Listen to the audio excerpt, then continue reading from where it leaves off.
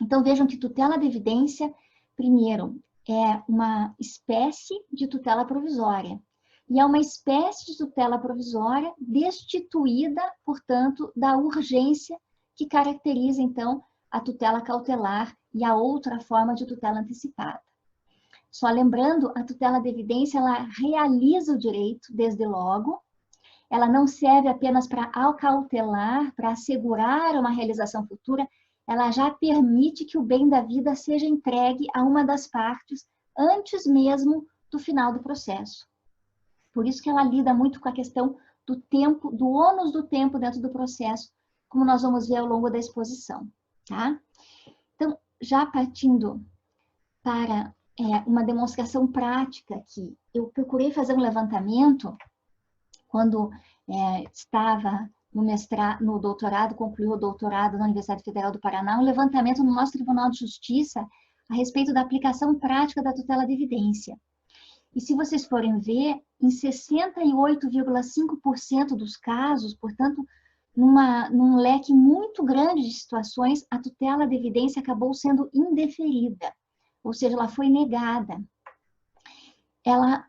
Nós examinamos, para esse levantamento, essa pesquisa empírica, 197 decisões do Tribunal de Justiça do Paraná, desde o início da vigência do Código de 2015, portanto, nós estamos falando do ano de 2016, até abril de 2019, que foi quando nós terminamos a pesquisa. De 197 acórdãos, em 135, a tutela de evidência foi indeferida, foi negada. Isso por quê? Porque ainda há uma falta de conhecimento, ainda há uma dificuldade na cultura processual a respeito desta forma de tutela jurisdicional que é tão importante e traz tanta efetividade. É isso que eu penso que deve mudar através da doutrina e através de uma nova cultura que o Código do Processo Civil de 2015 trouxe para o Brasil. Tutela de evidência, portanto, apesar desse cenário inicial ainda de pouca aplicação prática, tem muitas vantagens conforme já é possível perceber nos países que já aplicam a tutela de evidência há mais tempo que nós. Importante destacar que a tutela de evidência já existia no Brasil antes do Código de 2015, embora ela não tivesse essa denominação e embora ela tivesse uma aplicação muito mais restrita. O legislador de 2015 ampliou o que já existia no Código de 73, no artigo 273, inciso 2º, que era uma tutela de evidência, ainda que não tivesse esse nome. O nome tutela de evidência, interessante mencionar, vem em virtude de um trabalho acadêmico do então hoje ministro Luiz Fux, era professor na Universidade do Rio de Janeiro e fez um trabalho a respeito da questão dos mandados de segurança. E deu a esse trabalho, então, essa denominação de tutela de evidência. Quando ele foi presidente da Comissão de Juristas que elaborou o novo Código de 2015, ele trouxe essa ideia para a comissão e isso acabou, então, sendo aplicado, portanto, no anteprojeto que virou o Código de Processo Civil de 2015. Então, tutela de evidência é um nome que se deve à contribuição do ministro Luiz Fux. Mas, como eu estava dizendo, a tutela de evidência ela já existia no Brasil, embora ela fosse mais restrita a uma hipótese de defesa abusiva. Era o que dizia o artigo 273 do antigo Código de 73. O legislador de 2015 ampliou significativamente a tutela de evidência. Através do artigo 311 da lei, nós já vamos ver esse dispositivo e vamos ver que existem agora várias hipóteses para a sua aplicação, muito além daquela primeira hipótese que já existia no passado, de defesa abusiva.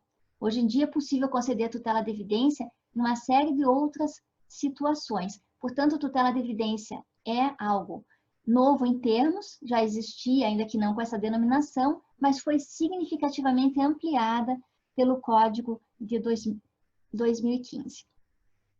Quando a gente fala em tutela de evidência, por ser uma espécie do gênero tutela provisória, nós estamos trabalhando com a ideia de probabilidade do direito, não a certeza, mas a probabilidade.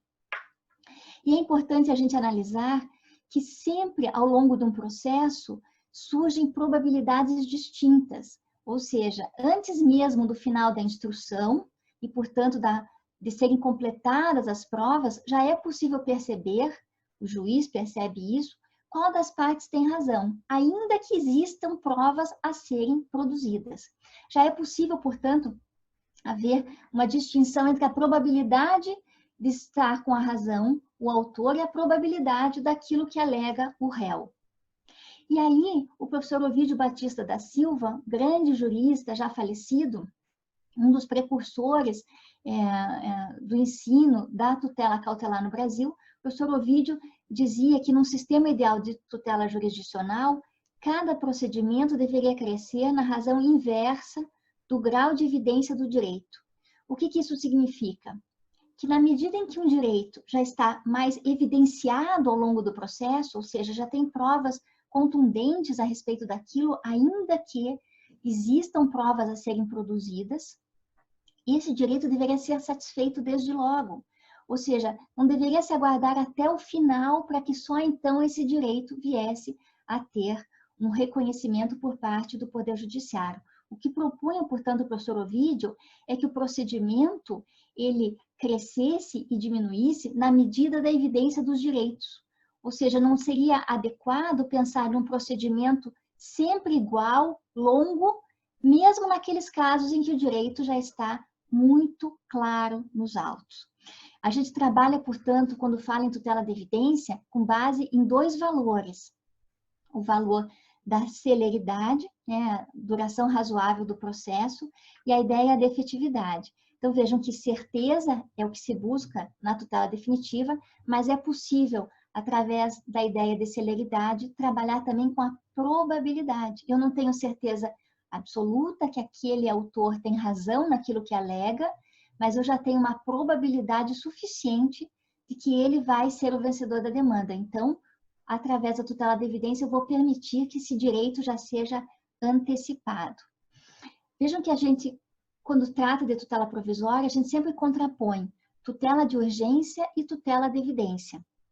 A primeira é aquela situação em que a justiça não pode esperar.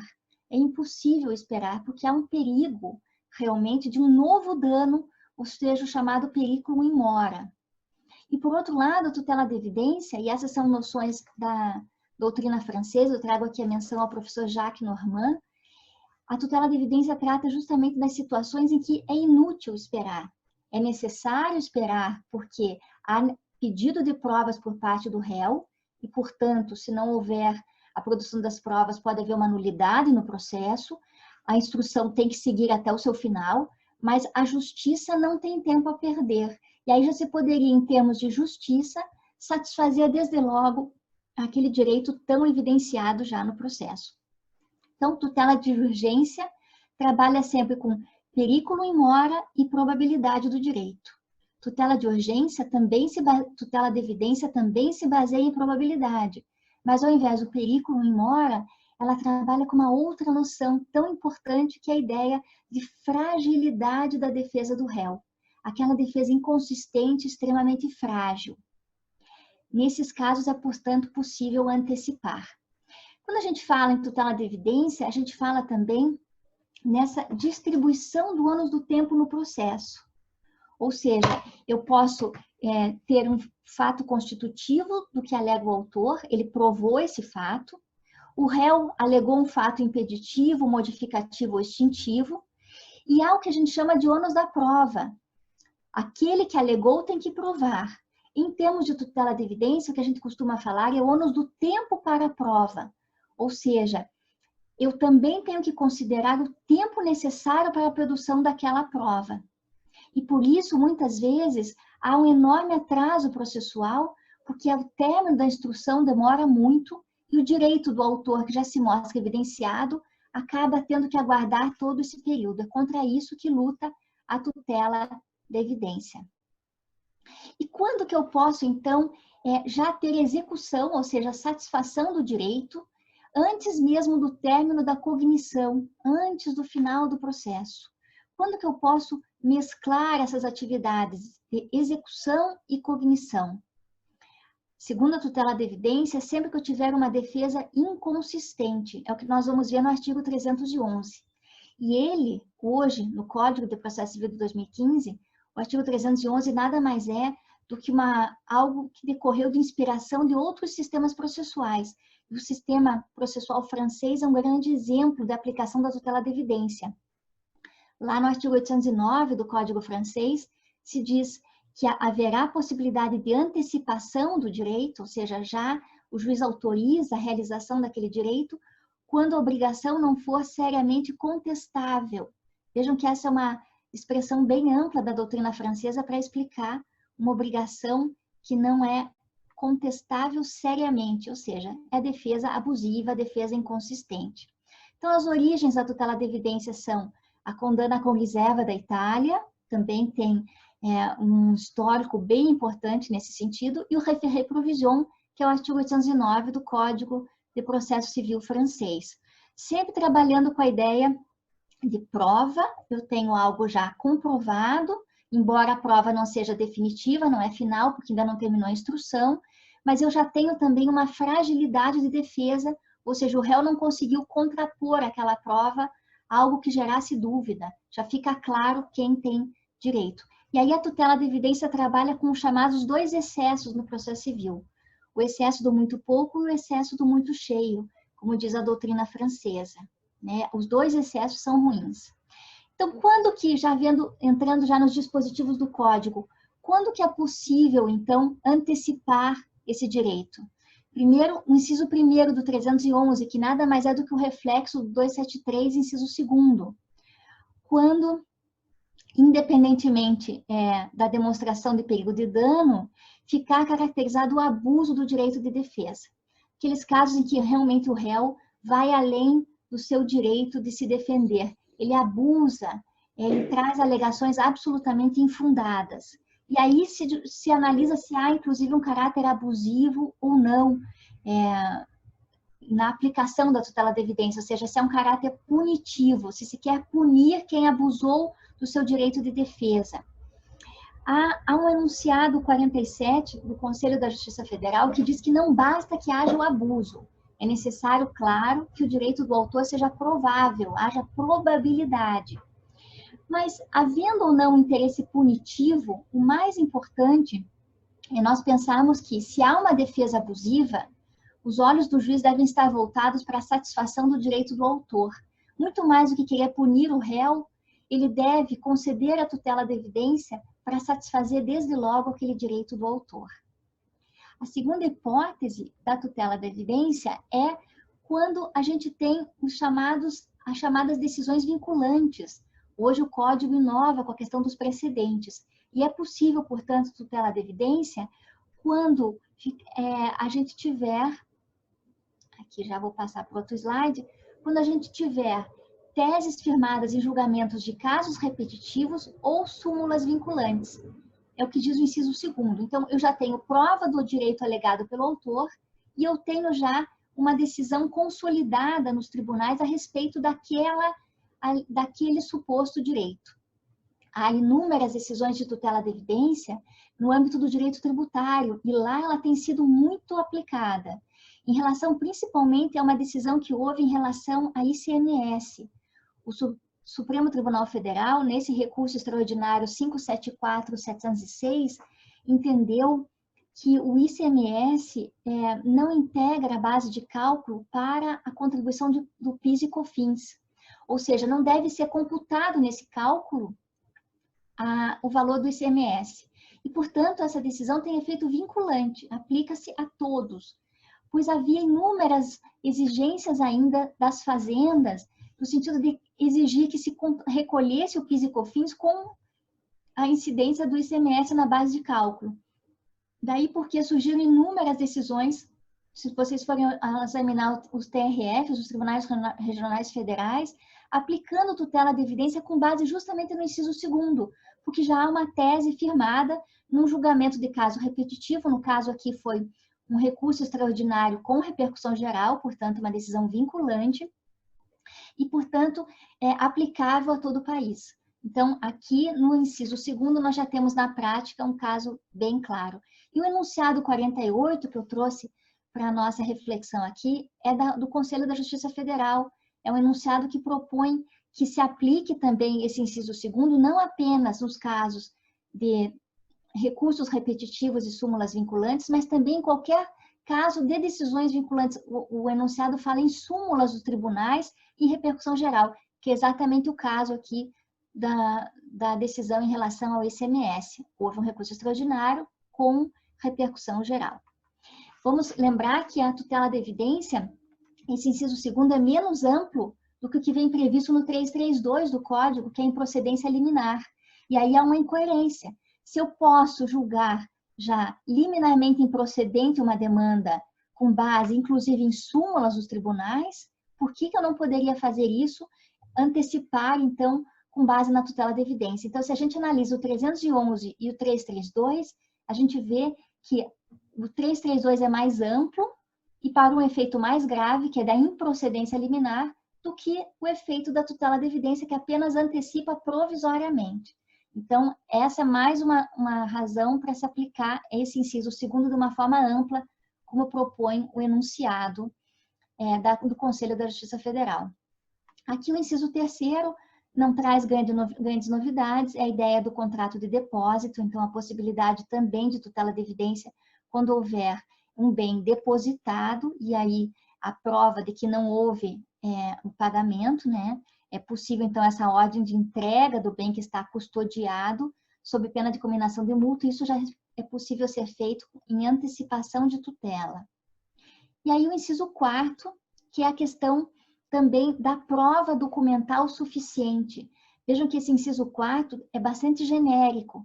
Ele permite a tutela de evidência sempre que o autor fizer uma prova suficiente daqueles fatos constitutivos do seu direito e o réu não conseguir produzir uma contraprova que gere dúvida. Ou seja, está evidenciado o direito do autor nesse caso, ainda que haja necessidade de continuidade da instrução. Vejam que algo muito importante quando a gente fala em tutela de evidência é distinguir essa forma de antecipação de tutela, portanto, tutela provisória, do julgamento antecipado. O julgamento antecipado da lide ocorre quando nós já temos o término da instrução. E aí, neste momento, claro, a tutela já é definitiva. Não há provas mais a serem produzidas. O julgamento antecipado, porque não há necessidade de novas provas. É o que está previsto no 355 e no 356. A distinção, portanto, entre tutela de evidência, com base no inciso 4º, e o julgamento antecipado é que na tutela de evidência ainda existem provas requeridas pelo réu que vão levar um tempo até que o processo chegue ao seu fim. A questão, já caminhando para o final da exposição, liminar na evidência. É possível conceder liminarmente a tutela de evidência? O Código diz que sim, o parágrafo único traz as hipóteses. Nos incisos 2 e 3, o juiz pode decidir liminarmente. E o artigo 9º também traz essa previsão justamente no seu parágrafo único. O disposto no caput, ou seja, que o juiz não pode proferir nenhuma decisão sem ouvir a outra parte, não se aplica nos casos justamente de tutela de evidência previsto nos 311, 2 e 3. Portanto, é possível uma concessão liminar antes de ouvir o réu, é possível conceder tutela de evidência. E há quem questione se essa concessão liminar da tutela de evidência é ou não inconstitucional. Por quê? Porque a urgência justifica essa concessão antes de ouvir o réu, antes do respeito ao contraditório. Mas na evidência, nós sabemos, não existe risco. Então, se questiona se haveria aí uma inconstitucionalidade. Me parece que não. A maior parte da doutrina hoje já se posiciona no sentido de que não é inconstitucional a tutela liminar de evidência, porque, embora exista a garantia constitucional do contraditório, existem também outros valores constitucionais tão importantes para serem respeitados. E nós temos inúmeros exemplos no Código de liminares que são dadas antes mesmo da manifestação do réu e sem haver urgência, sem haver perigo in mora. Portanto, tutela de evidência fora do artigo 311. A tutela de evidência não se limita a esse dispositivo. Nós temos a liminar possessória, o 562, a liminar nos embargos de terceiro, e temos também a liminar do despejo, naqueles casos em que a gente não tem fiança. É possível, daí, desde logo, autorizar, então, a ordem de despejo. Vejam, são todas hipóteses em que não há urgência, não há perigo in mora, mas é possível já antecipar a satisfação do direito. Agora, já finalizando, a concessão da tutela de evidência na sentença. Isso é extremamente interessante e muito importante em termos de efetividade. É possível se pleitear, antes da sentença, a concessão da tutela de evidência. E ela pode ser concedida na própria decisão em que o juiz decide o processo, ou seja, na própria sentença pode haver um capítulo referente à tutela de evidência. Por que isso é importante? Porque a sentença sofre os efeitos suspensivos do recurso de apelação. E, portanto, a sentença não vai ter uma eficácia imediata. O juiz profere a decisão, mas como haverá apelação, até que haja julgamento da apelação, não é possível realizar aquele direito.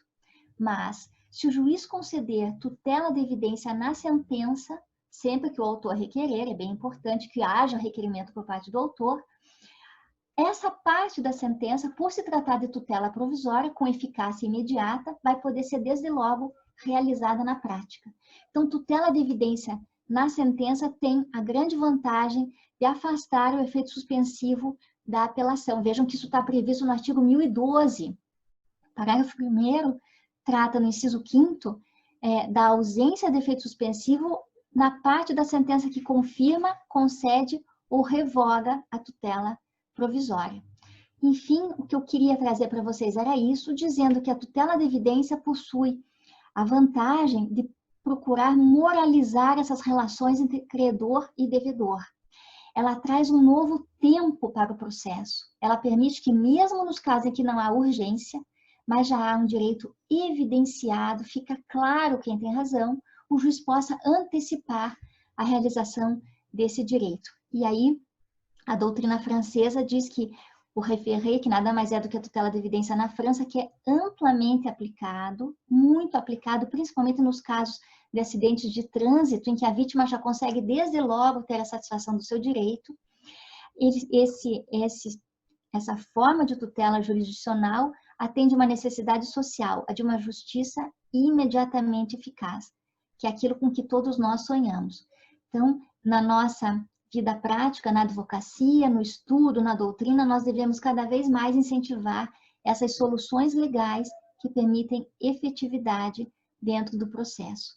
E para encerrar, quero citar um poema que eu gosto muito de Tiago de Mello, que diz que não tem caminho, que ele não tem um caminho novo, que o que ele tem de novo é o jeito de caminhar.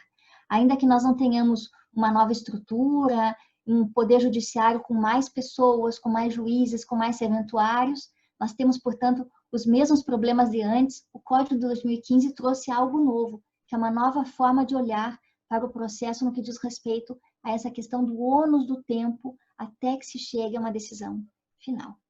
Então, era isso. Agradeço muito o convite do Centro Acadêmico da PUC. É uma alegria estar aqui e falar sobre esse tema. E me coloco à disposição, então, para, através de e-mails, aqui está o meu e-mail, rogeria@dot.advia.br, e através aqui também, se vocês quiserem, nesse mesmo encontro, responder questões, estarei sempre à disposição dos alunos. Obrigada, agradeço ao Luiz Jorge pelo convite.